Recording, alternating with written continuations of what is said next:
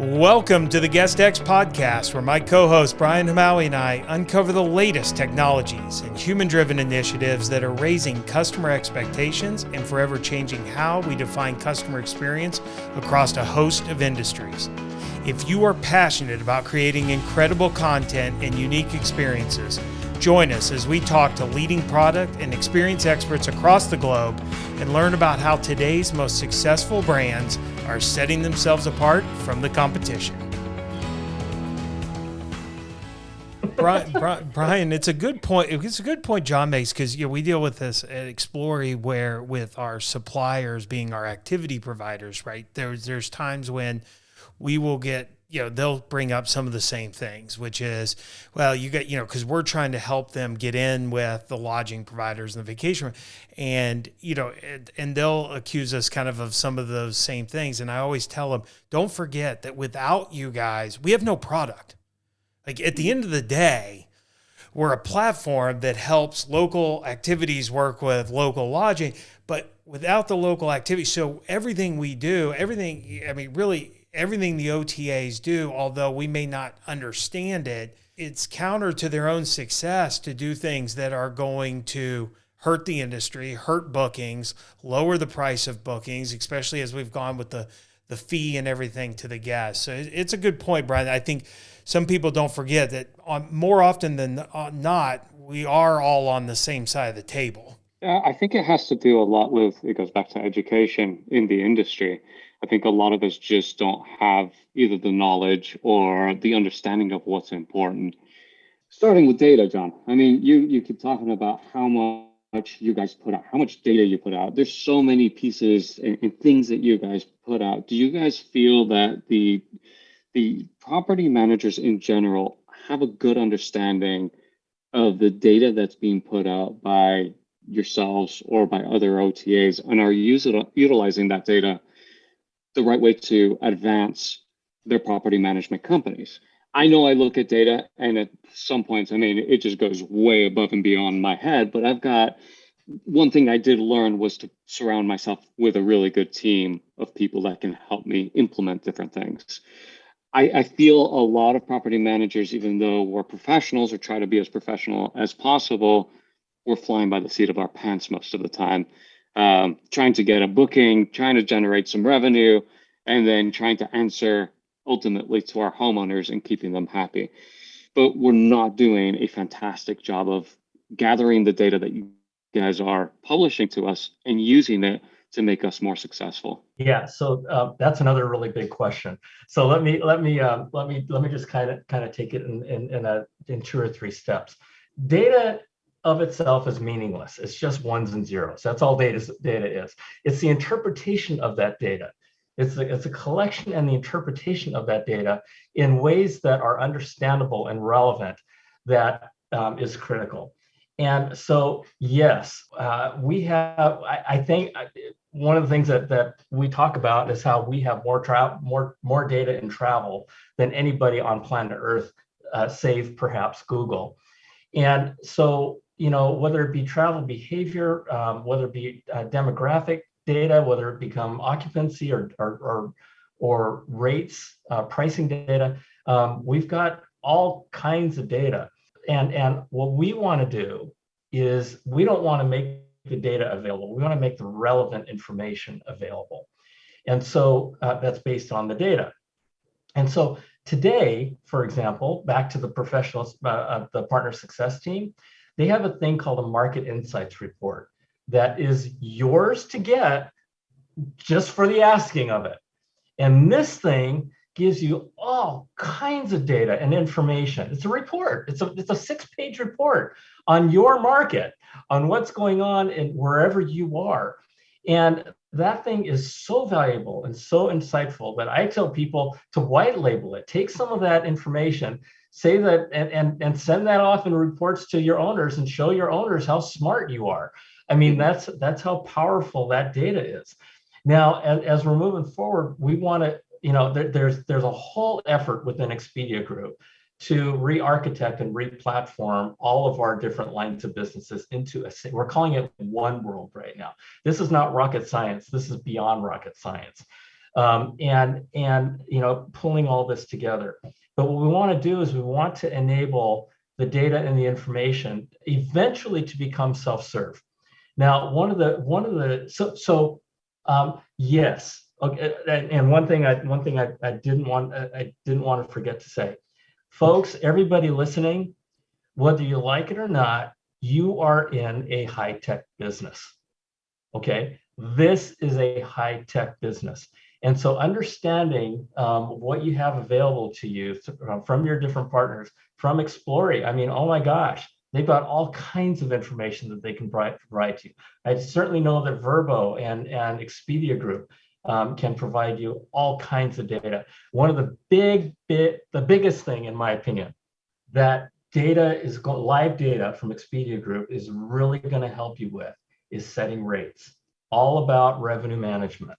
Okay, revenue management to me, I told you that trust accounting is your absolute number one priority in your entire business. And when I say that in front of a group of 1,000 people, and I ask, does anybody disagree with that? That to the penny accurate owner statements is your number one priority? Nobody raised. In 18 years, I've never had anybody raise their hand. In my opinion, the number two core competency that's most important is revenue management and learning revenue management. Amy Hinote of VRM Intel holds an annual data and revenue management conference. Yeah, the DARM conference. Yeah, the DARM conference. Yep. This year is going to be in August in Nashville. Get there. Yep. Get there. Because all of the Expedia Group is going to be there. All of the revenue management companies are going to be there. And they're going to not only be talking about their products, but they're going to be talking about, it's your learning opportunity to learn about revenue management. That is the biggest next bastion of opportunity to use that data, use the live data, use your market data, use the comp data that they give you to help set your rates. And eventually you're just going to have the systems set your rates automatically because that is what computers can do far better than human minds can do. You can't have 1,000 people doing things as fast as a single personal computer can do in terms of computational analysis. So yeah, data is huge. I'm giving you way long answers. No, this is. I love it. I'm sorry. Yeah, that's a good. So that was a big statement right there, and I think that's probably a good segue into where this industry's headed because we'd love to. What was the big statement? What was the big statement? That all of it. Well, it was all, but okay. But hold on. Well, hold on. And I'm going to say this. One is that John has just called us high tech. That's a big statement in itself because I think no doubt. Yes, I think, but a big statement. It's a big statement. It is a big. Well, it's a big statement because I've often questioned yield management is everything I think that you just said it is, John. But I'll be honest, I have questioned whether or not in my lifetime vacation rentals will be able to be managed in a set it and forget it. And I don't mean set it as in at one price, but tell the computer, just turn it over and never look at it. And not because the computers just can't, but because we go back to the uniqueness of each property, that property sits on a piece of property that if it's a home, no other home sits on. Its relative distance to certain things is unique than any other piece of property. The interior is unique in a way that is, the amenities they provide, whether it has a hot tub. So, I mean, do you really think, you think though we'll get to where at least the top X number of factors that it can take it all into account if you can get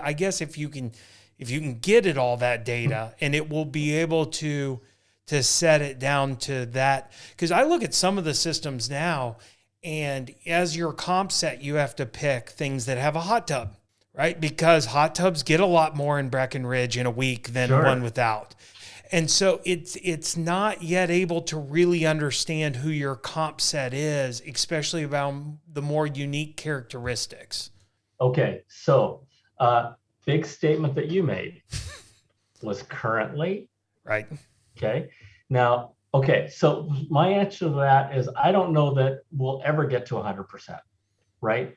But I do know that the more we understand and the more that can be presented to property managers, the better we're going to get at it. And there's going to be some property managers that are going to test the new tools that come out. And this is going to be an evolutionary process, right?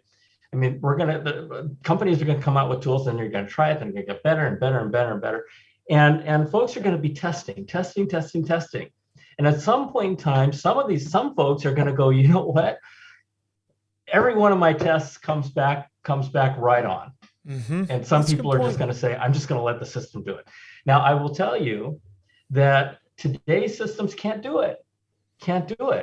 But you know what? I mean, with the advent of artificial intelligence and computer learning, right? Yep. This stuff is moving really freaking fast. Yep.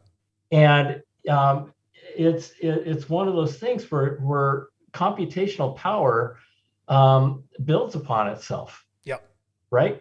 No. And it's not linear growth in technology capability. It's exponential. Right. You're right. And to some extent, it's only limited by, can we give it enough data to feed it? Because those type of computers require massive, like Vrbo type amounts of data. So guess what? What we do when we look at our homes in our brains is just a bunch of if-then statements. Yep. That's all it is. That's the logic tree that we go through. It's a decision tree on how we're going to price the homes. Guess what computers do? With enough data and enough, exactly. Yeah. Exactly. Right. And so will we get there 100%? Probably not, because I don't know you get to any place 100%. But is it gonna be more and more of a major opportunity to use computers to price your rates so they're not so high that you scare people away, but not so low that you leave money on the table?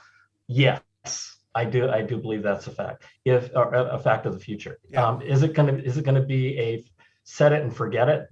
To be determined. Yeah. To be determined. But to a certain extent, I believe it will. That is fascinating. Yeah. I think the more we understand the guests as well, if the computers can learn from the guest stays and analyze that data. Right. Exactly. Asking the right questions. And I think that's where it really makes a difference. It's not just about the pricing. It's understanding why a guest picked a particular home. What about those features made that home valuable? Or picked a market. That. Or exactly. Picked a market. So even, I mean, time of year. You take a market like Orlando, where we have 30, 40,000 homes, right? There's some uniqueness to each one of those homes, maybe, and understanding what makes one better than the other or not, and then being able to price it based on the features that those houses have, even at mass quantity. Yeah, and you know, I mean, data is everywhere. The chat, right? I mean, we're using chat. I mean, millions of times a day. Guess what that is? That's data, right? And you're seeing it on Vrbo, and you're seeing it happening today, where we're using our artificial intelligence engines, right? Our computer learning engines, and we're learning about the traveler. We're learning about the traveler. And then guess what? We learn enough about the traveler. We go, you know what? If you, given who you are, you would like Branson, Missouri. Yeah. Right? I would never have thought of Branson, Missouri. But years and years ago, I told people, listen, there's going to come a point in time when your little market is going to become an international destination. And guess what? Because of this stuff that's happening, it's happening, right? And of course, back then, everybody said, John, that just tells you how much you don't understand our business. And I'm just thinking out into the future in terms of what at the time. And so it's happening. Right. And COVID accelerated that as well. I mean, totally. Some of the destinations that we saw explode over COVID was just, I would have never understood that happening without an event like that. Yeah. But people really decided to, and I think a big part of that was the acceleration of technology and what you guys did. Making drive-to markets close to home, being able to escape people's homes to go 2-3 hours down the road and explore adventure.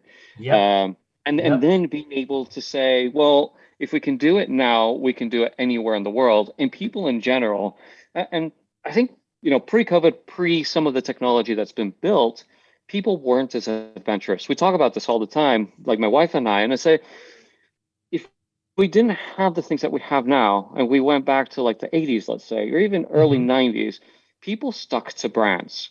Adventure into staying in a vacation home with a host that you didn't know.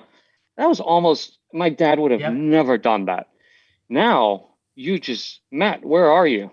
Yeah, I mean, I'm in Brussels, halfway around the world. Yeah, in this guy's house. Yeah, it's beautiful. and he met me here when we got here. I mean, it was so cool. And he runs a tech company and now lives in Hong Kong. And this was his home, and he didn't want to sell his house. Like, now I've met somebody, we've connected on WhatsApp, and we'll remain acquaintances and maybe friends at some point. Like, it really is cool. It's all so about cool. Love. It is. It's all about love. Yeah. So that kind of segues me into, how are we doing with guest experience? Are we at the right place, do you feel, on the ground, serving our customers the right way? Forget technology. Are we performing as an industry as a whole? Because we can't do things 100% either. But are we meeting the expectation of the guests as with guest experience? And in my view, if we're not, you're not going to be in this business very long, right? I mean, there's been a lot of companies, a lot of owners who are no longer part of this business because they just couldn't keep up with the bar of professionalism that just keeps going up. And honestly and frankly, again, my view is that companies like Expedia Group and Vrbo are driving that, right? The good news is that we're informing our partners on what that is. And as long as we do that, it's going to be everybody's choice. But, like I said, through COVID, oh my gosh, I'm just so happy and proud to have been part of that and seeing that happen. This is such a promising industry. And, there's a reason why so many people are trying to get into it, right? And because it's great. It's been discovered. I've been having some conversations over the last couple of days with a few people, and one of those common themes is, boy, I wish the good old days. I wish the good old. I remember the good old days when blah blah blah blah blah. But then okay, so there's low parts of the good old days, but now let's talk about what's happening today. And they go, oh my gosh, it's great. Yeah, and so. So the opportunity here is amazing, and we're giving you, in a lot of ways, we're giving you the blueprint to success. Make sure you manage your books to the penny accurate, and use sites like Expedia Group and Vrbo as research sites. Do what they tell you to do. I mean, for crying out loud, pick up the phone and talk to them, because they're there for you.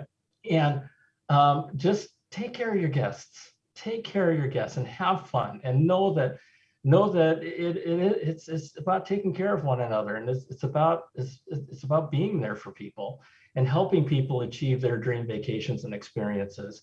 And what better place to be, making a living doing stuff like that? It's wonderful. Yeah, I think a lot of people will look back and say, I was there at this point in this industry, right? Where it really and you don't get many chances like that in life. Like, don't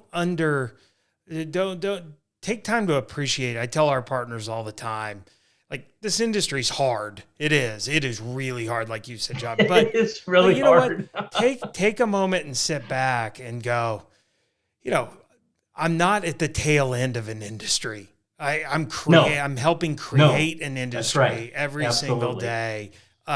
I know that we've got to start to wrap up, Brian, and I know Brian wants to, and I want to hear about what you've got in store. But my last question, and this is going to be tough, I think maybe, I've had the pleasure, and I say that with every meaning of the word, to have the opportunity to get to listen to you probably half a dozen times doing keynotes and stuff at conferences. And I've left every single one of them with a little tidbit of something I could take back to the little company we're trying to build. And so it'll be tough for somebody as positive as you, John. So I'm going to lead with that. But what's the big, if you would say, maybe not fear, that's the wrong word, but what's the biggest challenge now facing this industry? Every industry has them, so we shouldn't shy away from it, right? And the more honest we are with ourselves about what they are, is it the regulations and kind of getting, figuring out a way to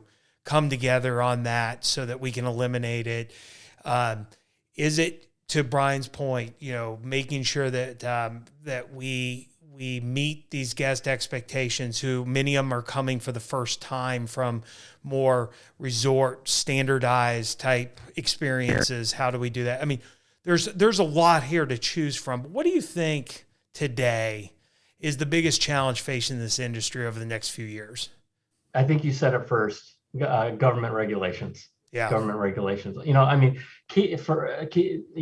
other thing that you mentioned in terms of keeping up and trying to figure out what to do next, there are lots and lots of resources out there, including Expedia Group, to help you navigate through that. But if the law shuts you down, you don't have a business, and we all know this. I will tell you that I think that our biggest problem is what we started talking about, is that we are a fragmented industry still. And and I'll give you a very recent example. In Honolulu, there's now 90-day minimum rentals. 90 days, right?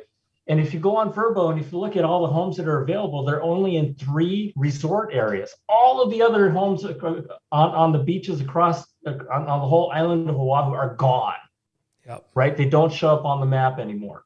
And one of the biggest problems that we had in Hawaii is that the hotels and the government partnered up. The hotel lobby, they partnered up. They organized. They had the same voice.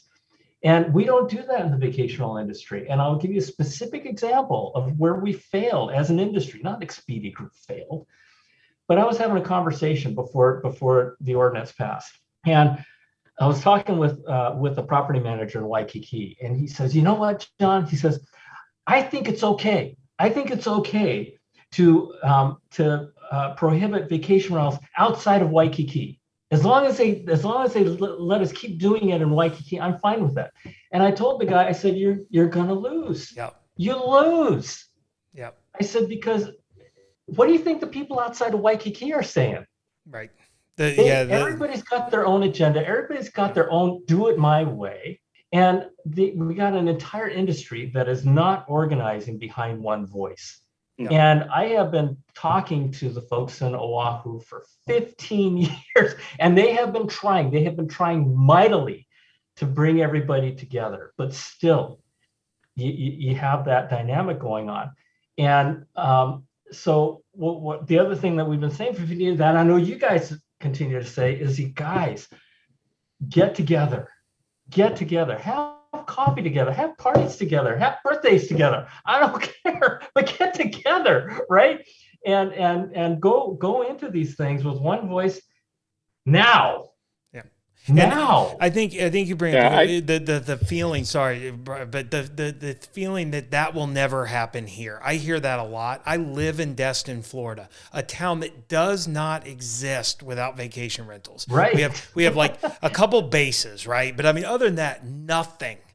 12,000 full-time residents, and we now are having people stand up at city council meetings going, "We should do away with vacation rentals." And I guarantee you, our clients who are there, but we've got 2,400 homes with Explore or partners, partnered homes there. But we have partners who would tell you never in their lifetime did they think that they would hear somebody stand up and say that.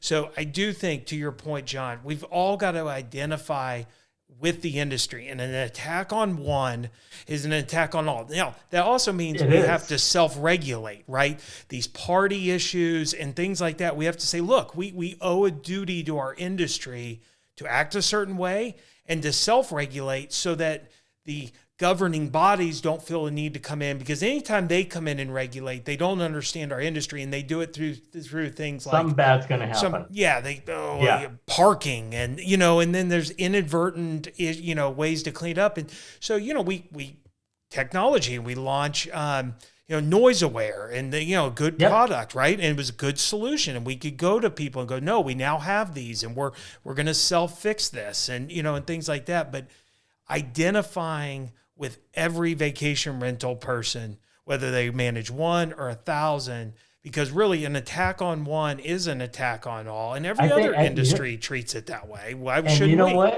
You know what? I think you ought to create that as a tagline for the industry, Matthew. Yeah, no, it's what happens to one happens to all. I mean, and every place you guys talk, and the VRMA, what happens to one happens to all. That is exactly the attitude that we need to have geographically. Well, I think it's going to have some serious repercussions, and we're going to go and we're going to invite you to a phase 2, episode 2 of this whole thing, John, because I think we've got so much more to dive into. I mean, you talked really quickly about the vacation rental industry versus the hotel industry, but the hotel industry is now trying to come into the vacation rental industry. So that's going to bite them when they've created and helped create a lot of these regulations in some of the destinations that should be so hot for them. You'd kind of think, huh? Yeah. Yep. Yeah. So we'll see where that goes. Yeah. So as we start to wrap up, we know that you have an announcement to make, and you've made this announcement. Yeah, we don't want to insinuate that it's being made on GuestX, right, Brian? It's like, we're important. We're not that important. We're not that important. But I do, watching you through the industry over so many years and hearing the announcement that you're going to tell our listeners about, I'd love to know what's next for you. And are you still available to our industry, because you are such an important figure for us? I will absolutely make myself available to the industry. I love this industry. Anyway, I can go on and on forever. I love our customers. It's just, yes. I would love to stay in touch and help wherever I can. Where I'm going, I'm retiring. I use that term very, very loosely. And so, I'm going to be doing 3 things. The first thing I'm going to finish is a book that I've been working on for 15 years, and it's about the Japanese American experience in World War II, where a guy and his family was put into a Japanese American concentration camp. This man volunteered to fight for the United States Army during World War II, who put him and his family in that concentration camp. And he went to war with the 442nd, which was a segregated Japanese American fighting unit, which went on to become the most decorated unit in the history of the United States. And this guy came out as being one of the most decorated war heroes of World War II. And it's just an amazing story of courage and loyalty. So I'm finishing that. I'm going to be starting a podcast. It's called Finding Better. And it's mostly for young people. My kids have been asking me to do this for 10 years. And, just letting people, there's just so much bad advice happening out there and so much bad content. And just offering my experiences on it's okay to live a good life by living a good life. It's okay to want more for yourself. It's okay. And you know what? Your whole life is about the choices that you make. And talking about how to make money, how to work, how to succeed in life, and bringing on really, really cool people, kind of their secrets in life on really living good, being a good person, and caring for one another and loving one another. It's okay. Right. I love it. And so I'm going to be launching that podcast in July. And then the last thing I'm going to do is I'm going to I think I'm with 4 or 5 really amazing people going to be launching a high-tech nonprofit company. And it's all about making the world better by connecting people. And so just a quick description on what that is. The elderly and retired people represent the biggest pool of knowledge and experience on planet Earth. And yet they identify themselves 3 ways. Number 1, they're forgotten. Number 2, they're discarded. And number 3, they're lonely. So what we want to do is we want to mobilize those people. We want to give them purpose. We're going to create a platform where people can come with whatever cause they want to have addressed. One of our guys wants to solve the education problem in third world countries with first world technology solutions. Another one wants to address homelessness. We've got these projects.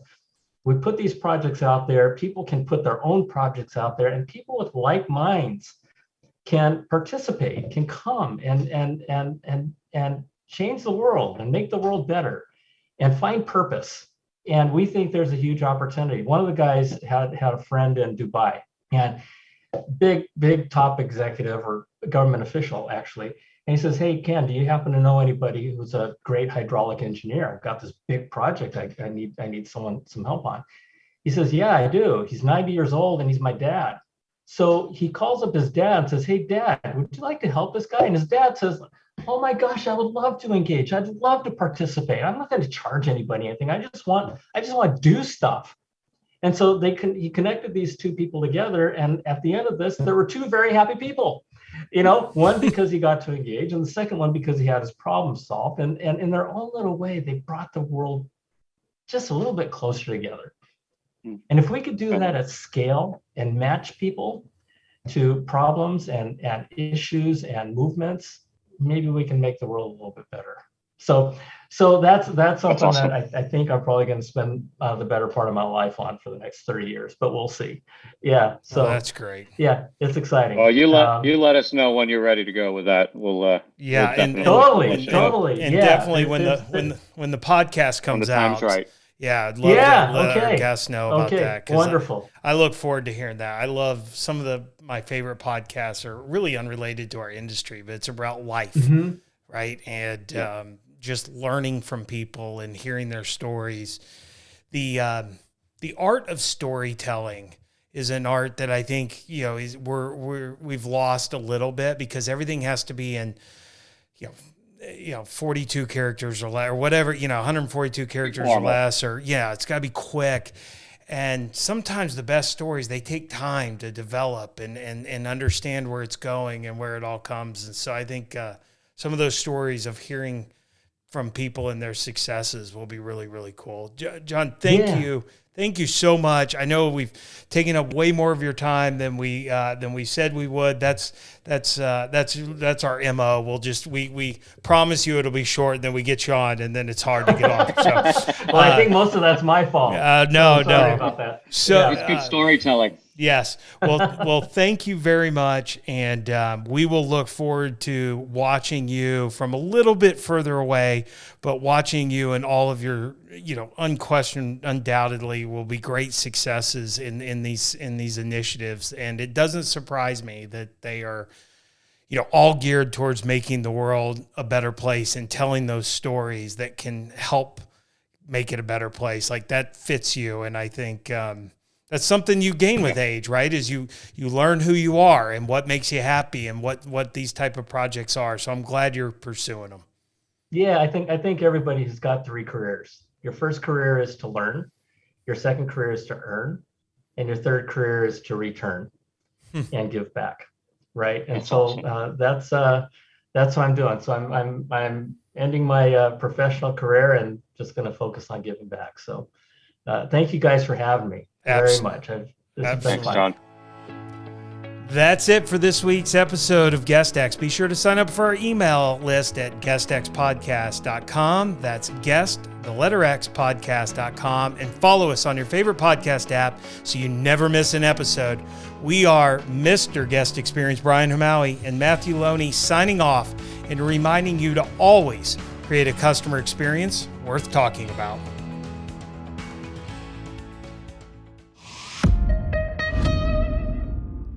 This podcast is a Hospitality.fm production.